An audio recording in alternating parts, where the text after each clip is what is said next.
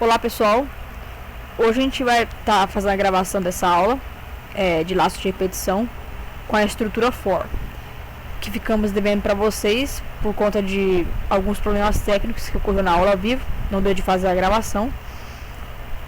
Para caso você queira revisar um pouco a estrutura, ou para caso você não tenha assistido a aula ao vivo mesmo e queira saber o que aconteceu, como funciona essa estrutura de repetição. Aqui estão os avisos que vocês já devem estar sabendo. A gente já está praticamente mais depois da metade da oficina, então é importante que vocês façam todas as listas de exercícios. A gente já deu o prazo final para entregar as listas atrasadas, então a partir de agora vocês têm que fazer a lista de laços de repetição, que já está disponível no Drive, inclusive, é a lista 4. Ela vai envolver conceitos da aula passada de while e do while e dessa aula aqui de agora do for. Também vamos ter um projeto final que vai valer 5 pontos, que vai envolver todos os conceitos aprendidos durante a oficina inteira.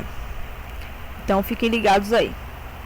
Bem, na aula anterior a gente viu como utilizar estruturas de repetição em geral para facilitar os algoritmos que a gente está criando. E também vimos duas estruturas de repetição diferentes, o while e o do while.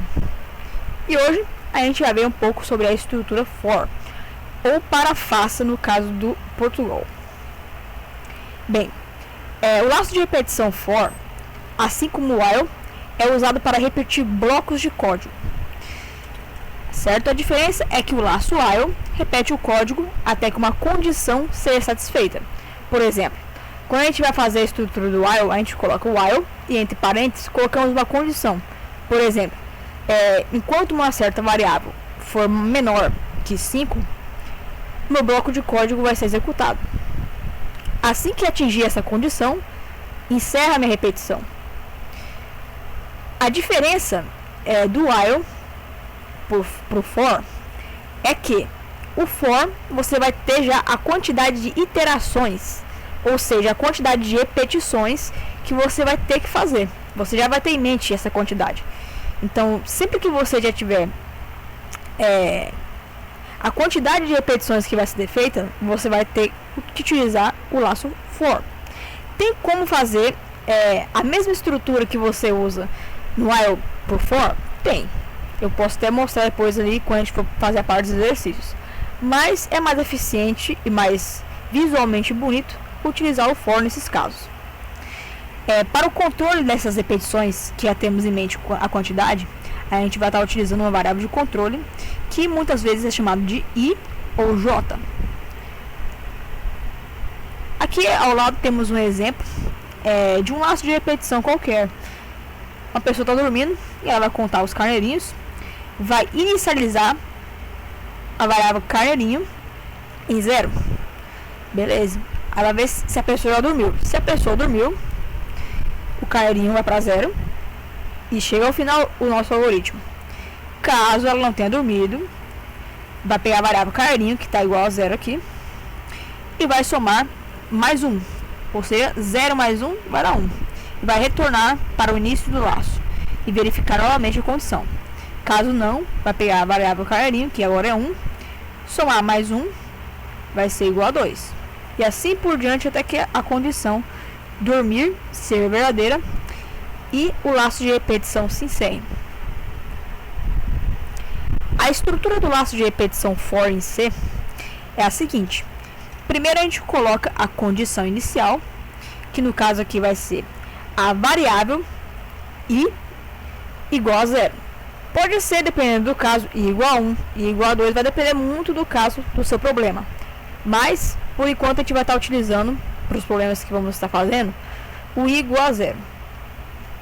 O critério de parada, muito parecido com o utilizado no while. Por exemplo, se o no while seria faça isso, né? Enquanto a menor que 5, executa o código. Aqui vai ser praticamente a mesma coisa. Enquanto a for, no caso i, enquanto i for menor que 5, faça o bloco de código ser repetido 5 vezes. E o incremento, que vai estar contabilizando, sempre que o laço de repetição se encerrar, ele vai pegar a variável i e vai somar novamente é igual aqui. Essa aqui está sendo o incremento. Aqui é a condição e aqui é a inicialização. Deixa eu tentar explicar isso com programa, com escrevendo que melhor. Por exemplo, ali o carneirinho foi inicializado em 0. A condição é se dormir.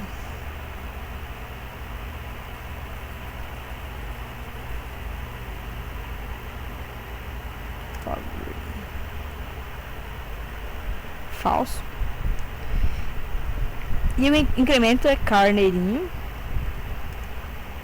igual a carneirinho mais 1. Que também pode ser feito da seguinte maneira. A gente pode fazer assim. Certo? Então é o seguinte. Se a gente fosse utilizar o while para este caso, a condição que vai dentro desse parênteses aqui seria: enquanto dormir for igual a falso, executa o código. No caso que o código, vamos supor que seja, sei lá, vamos botar um printf só para dizer, tentando dormir. Tentando dormir. Certo? Beleza. E aí, enquanto dormir for falso, ele vai ficar tentando dormir. Se a gente fosse querer implementar a inicialização da variável e a incrementação, inicialização, condição e o incremento. A gente poderia fazer o seguinte: a gente poderia colocar aqui a variável carneirinho, exatamente como está ali em cima. Vamos separar aqui. O que está aqui em cima é comentário, o que está aqui embaixo é código. Carneirinho vai começar em 0. Certo? Aí aqui dentro do arco de repetição, sempre que a pessoa for tentar dormir, a gente vai pegar essa variável carneirinho e vamos somar a 1. Certo?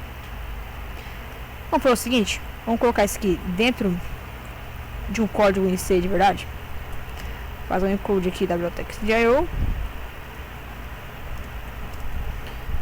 Inicializar a função main. Retorno igual a 0. E beleza. Essa variável carneirinho aqui vai ser do tipo inteiro. Certo? Porque uma contagem não tem como ser quebrada. Vamos colocar aqui também a variável. Eu vou colocar essa variável dormir como inteira também. Ela é do tipo booleano. Porém, eu vou colocar como inteiro para ficar mais fácil da gente não precisar ficar importando biblioteca booleana, etc. Então, quando for 0 é falso e quando for 1 é verdadeiro. Beleza? Ok. Tá, beleza. A gente vai inicializar aqui a variável carneirinho em 0 e a variável dormir em 0, porque a pessoa ainda não dormiu, então é falso. Se a gente rodar aqui o código, vocês vejam que ele nunca vai parar de imprimir, tentando dormir. Vou até parar aqui e colocar para printar a variável carneirinho para vocês verem. Print f carneirinho.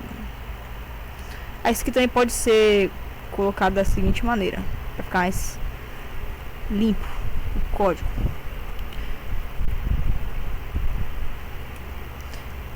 Aí já tá. Nossa, como o compilador é rápido, vai ficar contando aí infinitamente os carneirinhos. Então, como nesse caso, a estrutura while funciona de fato, porque dormir é uma coisa que é biológica, a gente não vai conseguir saber quando a pessoa vai dormir, só por contar carneirinhos. Mas vamos supor que a gente tenha uma teoria assim bem maluca, aleatória, que se a pessoa chegar a 10 carneirinhos, ela dorme. Vamos supor isso. Então a gente coloca, em vez de a gente colocar isso aqui, a gente vai estar usando for, porque a gente tem a noção da quantidade da quantidade de repetições que a gente vai ter que fazer de contagens. Então a gente precisa repetir 10 vezes o nosso código de tentar dormir. Então a gente vai usar a estrutura do for, que é a seguinte: for, abre aqui o parênteses. Primeiramente, no nosso caso aqui, a nossa variável de controle é o carneirinho. Então vamos botar aqui carneirinho. Inicializar. Vou tirar daqui. Inicializar 0. E a gente coloca aqui. Você vai para carneirinho igual a 0. Enquanto o carneirinho for menor que 10, carneirinho mais. O que significa isso aqui tudo? Vou até botar aqui o printf tentando dormir. Tentando dormir. Ponto barra n. E eu vou printar também a variável aqui. Deixa eu botar aqui dentro. Vou printar aqui a variável carneirinho. Vou botar aqui tentativa %d para dormir. Beleza, bora rodar aqui.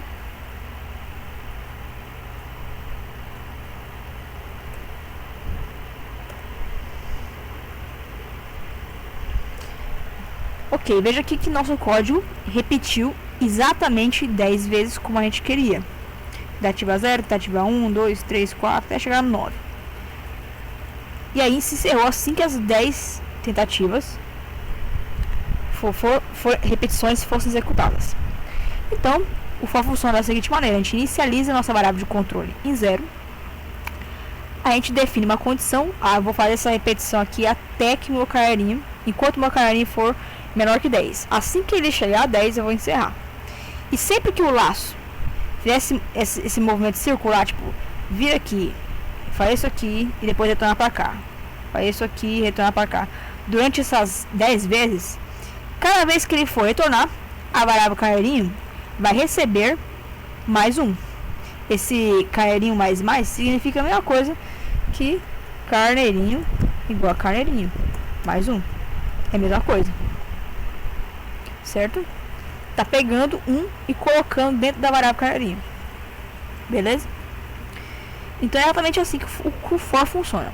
Ok, agora vamos fazer um exercício que foi feito em sala de aula. Solicite ao usuário que digite um número inteiro positivo n. O programa deve usar um loop for para imprimir todos os números ímpares de 1 até n. Ok, a gente sabe então que a gente precisa pegar os ímpares que o usuário digitar que estejam entre 1 e n. Então a gente precisa primeiramente criar duas variáveis do tipo inteiro: a variável de controle, que será o nosso i, e a variável n, que será o que o usuário digitar pelo teclado. Então vamos pedir para o usuário que digite um número inteiro positivo. Beleza. Scanf, vamos escanear %d, começar aí. Então certo, a gente pediu o número para o usuário e guardamos esse número dentro da variável n. Agora a gente precisa criar um nosso laço de repetição, porque a gente vai ter que repetir várias vezes a verificação, n vezes no caso, até que a gente consiga obter todos os ímpares entre 1 e o número que o usuário digitou pelo teclado. Então a gente precisa inicializar a nossa variável de controle em 1, já que nossa contagem vai começar em 1. E no caso do nosso critério, nossa condição para o laço de repetição ser executado será enquanto n for menor ou igual, enquanto i for menor ou igual a n. E a incrementação sempre que o laço de repetição for reinicializado. Sempre que ele for iniciado novamente, vamos estar colocando 1 a nossa variável de controle e garantindo a contagem e verificação certa dos nossos números ímpares. Como é que a gente vai fazer essa verificação agora para saber quais os números que estão na verificação são ímpares ou não? Primeiramente, a gente precisa usar um if. Se o número i, que é onde está iniciando a nossa contagem, for dividido por 2, então vamos falar assim, para a gente saber se o número é ímpar ou par, a gente precisa pegar ele, dividir por 2 e analisar o resto dele. Se o resto desse número for igual a 0, significa que ele é par, certo? Se ele for diferente de 0, significa que ele é ímpar. E como é que a gente faz para obter o resto de uma divisão na linguagem C? E em outras linguagens também. A gente utiliza o operador módulo, que é essa porcentagem. Então a gente vai pegar o número que está sendo analisado, que é no caso a UI, nossa variável de controle, e iremos dividir utilizando o módulo por 2 e obtendo assim o resto. Essa operação aqui vai obter 0 ou qualquer outro número que seria o resto da divisão entre I e 2. Beleza? Se essa divisão, o resto for diferente de 0, significa que o nosso número analisado é ímpar. Então a gente vai printar ele. %d I. Caso não, ele será par. Porém, o programa não, o comando da questão não pediu para a gente imprimir caso ele seja par. Então, é basicamente isso aqui para analisar se nosso número é ímpar ou não. Então vamos rodar aqui o código. Beleza, eu vou digitar aqui o número 10 e cá está. 1, 3, 5, 7, 9 são os números ímpares que são que estão entre 1 e 10, certo? Vou botar aqui um barra para ficar mais fácil de visualizar. Vou botar 5 agora. 1, 3 e 5. Deixa eu botar 10 novamente. 1, 3, 5, 7 e 9. Então, um exercício muito simples para entender como funciona o laço de repetição for. Existem outros exercícios para vocês fazerem da lista de exercícios número 4, onde vocês vão ter que analisar qual que é o melhor laço de repetição para resolver determinado problema, se é o while, do while ou for. Então é isso, pessoal. Caso tenha alguma dúvida, só falar pra gente. Falou!